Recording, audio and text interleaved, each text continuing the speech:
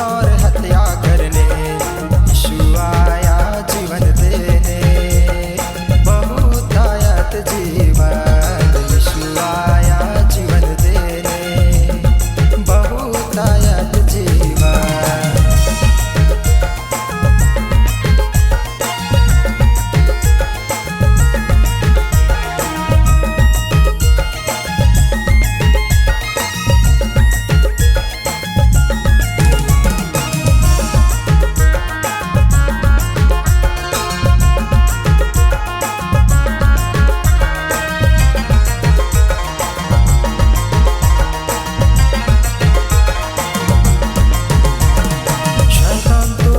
ले आया, मृत्यु अंधकार लाया,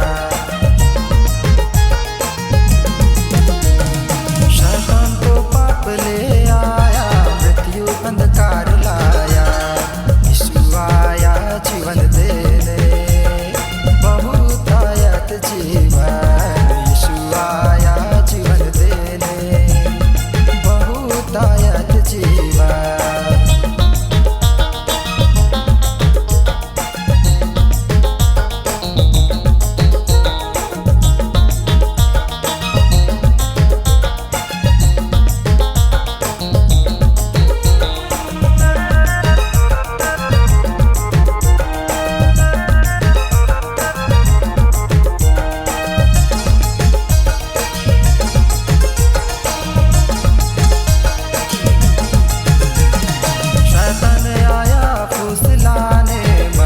के मन को बचाने,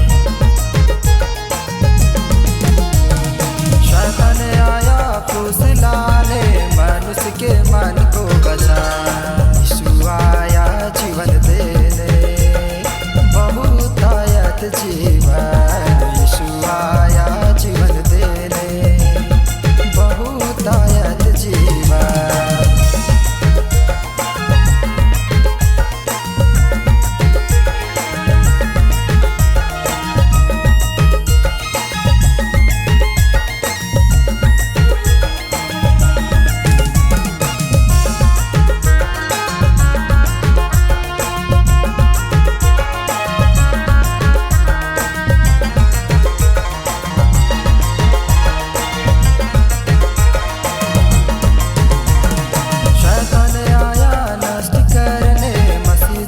बर्बाद करने,